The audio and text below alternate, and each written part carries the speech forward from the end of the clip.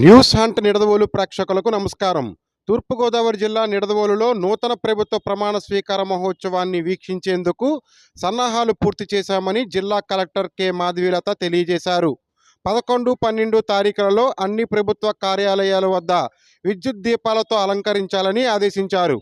దీనిలో భాగంగానే నిడదవోలులోని స్థానిక డాక్టర్ వైఎస్ రాజశేఖర రెడ్డి పురపాలక సంఘ భవనాన్ని, నిడదవోలు తహసీల్దార్ కార్యాలయ భవనాన్ని విద్యుత్ దీపకాంతులతో అలంకరించారు.